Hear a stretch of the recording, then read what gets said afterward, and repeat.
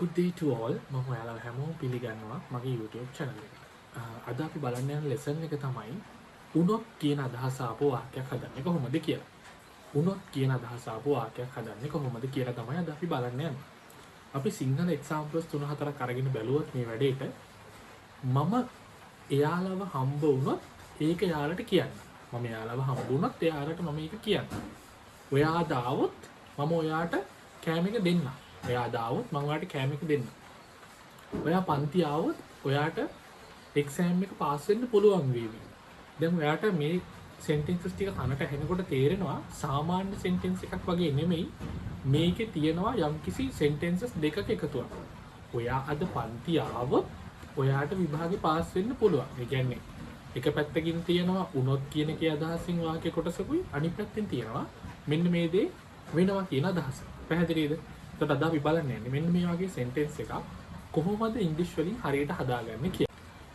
මේ ලෙසන් එක ලේසි වෙන්න මම ඔයාලට මම ගන්න උදාහරණය හැම වෙලේම කොටස් දෙකකට කඩලා පෙන්නන්න. පැහැදිලිද? පළවෙනි කොටස තමයි උනොත් කියන අදහස ආපු වාක්‍ය කොටස.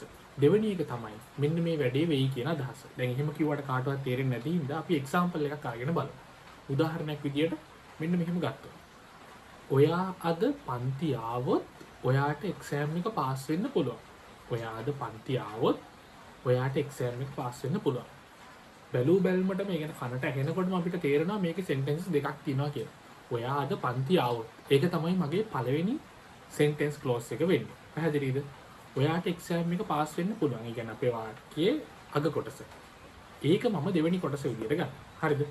මේකෙ මින් එක පහසුවෙන් කියලා දෙන්න මම ඔයාලට මුලින්ම මගේ ෆස්ට් සෙන්ටෙන්ස් ක්ලෝස් එක හදන විදිය කියලා දෙන්න. පළවෙනි වාක්‍ය කොටස හදන විදිය කියලා දෙන්න. ඔයාද පන්ති ආවොත්. ඒ කියන්නේ සාමාන්‍ය ඔයාද පන්ති එනවා කියන එක අපිට පොසිබිලිටි එකක් විදියට හදලා තියෙනවා. ඒ කියන්නේ ඔයාට එන්නත් පුළුවන් නොඑන්නත් පුළුවන්. ඒක ඒ හදිලා තියෙන කොටස හදිලා තියෙන්නේ ආවොත් කියන අදහසෙන්.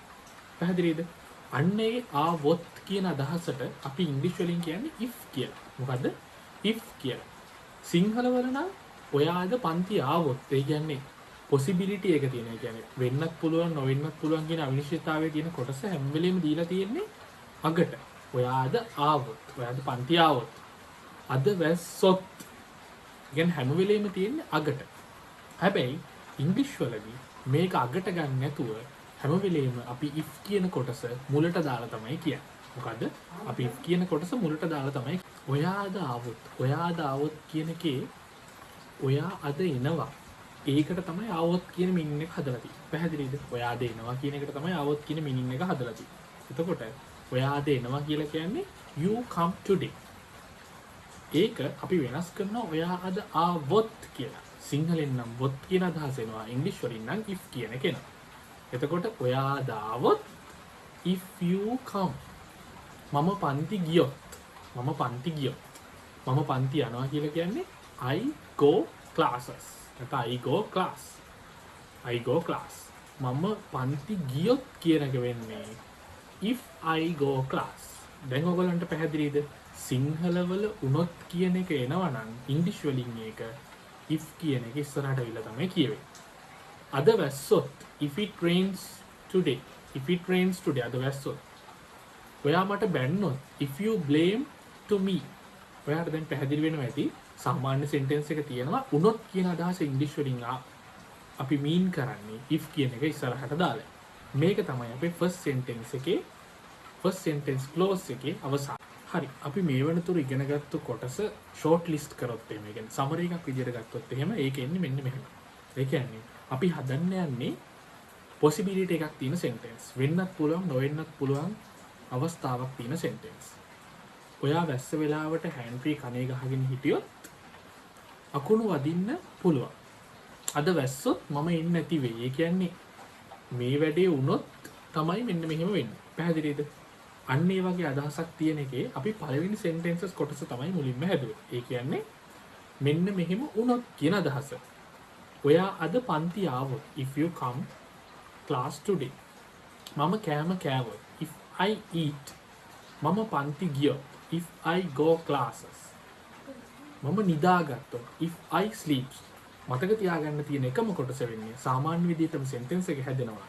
සිංහලෙන් වුණොත් කියන අදහස වාක්‍ය අගට එනවා මම පන්ති ගියොත් කියලා වුණොත් කියන අදහස අගට එනවා.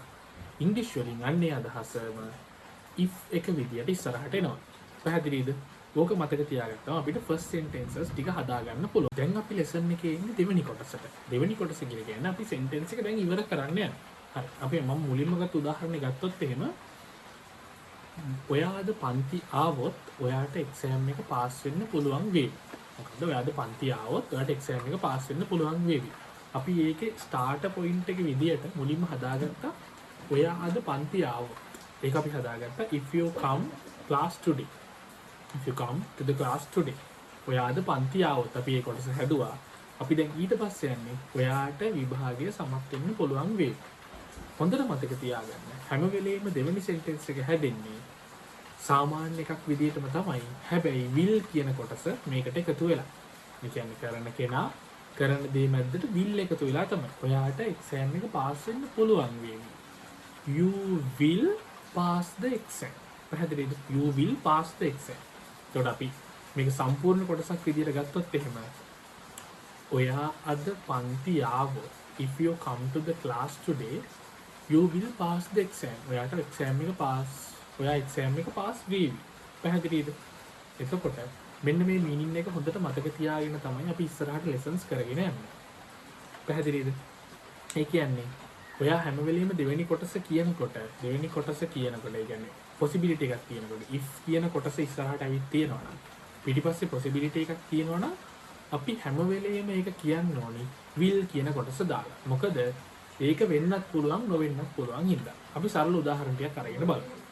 හරි. අපි පොඩ්ඩක් මේ වෙනකන් ඉගෙනගත්තු ටික ෂෝට් ලිස්ට් කරලා බැලුවොත් එහෙම, ඒ කියන්නේ දෙවෙනි සමරි පොයින්ට් එකට අපි ආවොත් එහෙම මුලින්ම අපි කලේ සිංහල වාක්‍යයක් හිතුවා. ඒක කොටස් දෙකකට කඩාගත්තා. උනොත් තියෙන කොටසයි අනිත් තියෙන කොටසයි. පැහැදිලිද? අපි සරල උදාහරණයක් අරගෙන මේ වැඩේ කරලා බලමු. ඔයාද පන්ති ආවොත් ඔයාට එක්සෑම් එක සමත් වේවි. ඔයාද පන්ති ආවොත් ඔයා එක්සෑම් එක සමත් වේවි. අපි මුලින්ම කලේ මේක කොටස් දෙකකට කඩාගත්තා. ආවොත් නැත්තම් වුණොත් කියන possibility එක තියෙන එක කොටසයි අනිත් පැත්තෙන් අනිත් කොටසයි. possibility එක තියෙන කොටස අපි කඩාගත්තා. ඔයා අද පන්ති ආවොත්. දැන් මේක ඔයාලට හදාගන්න පුළුවන් ඉතාලම සරලව කොහොමද ආවොත් කියන කොටස තිබුණත් අපි if දාලා සාමාන්‍ය විදිහට වාක්‍ය කියනවා. ඔයාද පන්ති ආවොත්. If you come class today. හරිද? ඔන්න ඒ කොටසත් පැත්තකට කරා. දැන් අපි ඊළඟට මම ඔයාලට මතක තියාගන්න කිව්වේ දෙවෙනි කොටසේ සාමාන්‍ය විදිහටම වාක්‍ය කියන්නේ. හැබැයි කරන කෙනයි කරන දෙයි මැද්දට will දා. ඔයාට විභාගය සමත් වෙන්න පුළුවන් වෙයි. දෙවෙනි කොටසේ තියෙන්නේ ඔන්න ඕක. දැන් අපි ඕක හදන්න තමයි යන්නේ. ඔයාට විභාගය සමත් වෙන්න පුළුවන් වේවි. මේකේ මම ඔයාලට කිව්වේ මතක තියාගන්න කියලා. කරන කෙනයි කරන දෙයි මැද්දට will දාලා කියන්නේ. ඔයා සමත් වේවි. You will pass. ඔයා සමත් වේවි. You will pass the exam. දැන් පැහැදිලිද? ඒ කියන්නේ ඔයාට මේ if කියන කොටසේ මතක තියාගන්න තියෙන්නේ පළවෙනි කොටසට if කියන clause එක එනවා වුණොත් ඒ කියන කොටසට අනිත් පැත්තෙන් අපි ක්‍රියාපදයේ ඉස්සරහට නැත්තම් කරන කෙනයි කරන දෙයි මැද්දට will දාලා තමයි කියාගන්නේ. පැහැදිලිද? මේක මතක තියාගත්තා. මේ concept එක ඔළුවට දාගත්තාම ඕනම තැනක ඔයාට මෙන්න මේ කොටසින් කිසිම බයක් නැතුව කියන්න පුළුවන්. අපි හිතමු උදාහරණයක් විදියට ඔයා ඔෆිස් එකට යනකොට එදා හොඳටම වැස්සා. හරිද? ඔයා බොස්ට කෝල් එකක් දීලා කියනවා මම අද වැස්සොත් මම පරක්කු වේවි. මොකද අද වැස්සොත් මම පරක්කු වේවි. අද වැස්සොත් මම පරක්කු වෙනවා. පැහැදිලිද? දැන් ඔක බලමු කොහොමද හදාගන්නේ කියන්නේ කියලා. දැන් කොහොමද අපි ඔක ඉංග්‍රීසි වලින් හදන්නේ? මම ඔයක ඔයාගේ ඔළුවට ආපුවම ඔයා හදාගන්නවා මෙන්න මෙහෙම. අද වැස්සොත් කියලා කියන්නේ if it rains. අද වැස්සොත් if it rains ඒක පැත්තකින් තිබ්බා. ඊට පස්සේ මම පරක්කු වේවි. I will be late. මම පරක්කු වේවි. I will be late. පැහැදිලිද? අද එක්සෑම් එක තිබ්බොත් මගේ ලකුණු අඩු වේවි. මම අද පාඩම් කරලා නැහැ. අද එක්සෑම් එක තිබ්බොත් මගේ ලකුණු අඩු වේවි. හරිද? දැන් අපි මීන් එකෙන් දන්නවා කොහොමද මේක හදාගන්නේ? අද එක්සෑම් එක තිබ්බොත් if the exam happens today අද එක්සෑම් එක තිබ්බොත් මගේ ලකුණු අඩු වේවි. My scores will go down. ඔයාලට හොඳට බලා ගන්න හැම වෙලේම එන කොටසට තමයි will කියන කොටස ඇවිල්ලා තමයි දෙවෙනි සෙන්ටෙන්ස් එක හැදෙන්නේ. නිකම්ම අපිට කියන්න බෑ. පැහැදිලිද? අපි තව උදාහරණයක් අරගෙන බැලුවොත් එහෙම ඔයා මේ එක්සෑම් එක පාස් වුණොත් මම ඔයාට ජොබ් එකක් දෙනවා. ඔයා මේ එක්සෑම් එක පාස් වුණොත් මම ඔයාලට ජොබ් එකක් දෙනවා. ඔයා එක්සෑම් එක පාස් වුණොත් ඒක තමයි පළවෙනි කොටස. මම ජොබ් එකක් දෙනවා. ඒක තමයි දෙවෙනි කොටස. එතකොට දැන් ඔයා පළවෙනි කොටසේ ඔයා හදන්න ඕනේ මොඩිෆිකේෂන් එක තමයි if එක දාන එක. දෙවෙනි කොටසේ ඔයා දාන්න ඕනේ එක තමයි will එක. අපි හදලා බලමු. ඔයා එක්සෑම් එක පාස් වුණා. if you pass the exam පළවෙනි කොටස ඉවරයි. මම ඔයාට ජොබ් එකක් දෙනවා. I will give a job. I will give a job. පැහැදිලිද? මෙන්න මේ විදිහට තමයි if clause එකේ පළවෙනි conditional එක අපි හදාගත්තේ. පැහැදිලිද? මේක දැන් ඔයා මතක තියාගන්න. උනොත් කියන එක આવොත් if වෙනවා. අගට තියෙන sentence එකට හැම වෙලේම will කියන කොටස එකතු වෙනවා. examples ගන්න practice කරන්න මේ pattern එක 100% සාර්ථකයි. අනිවාර්යෙන්ම මේකෙන් ඔයාට ඉතාලම ඇඩ්වාන්ස් ලෙවල් එකට යන්න පුළුවන් මට්ටමේ ඉංග්‍රීසි හදාගන්න පුළුවන්. මේක ගෙදරදී ප්‍රැක්ටිස් කරන්න. ඒ කියන්නේ නිකන් ඉන්න ගමන් ඔයා මේක කල්පනා කරන්න. මේක ඉතාලම හොඳ ලෙසන් එකක්. ඔයාගේ ඉංග්‍රීසි thinking pattern එක හදාගන්න.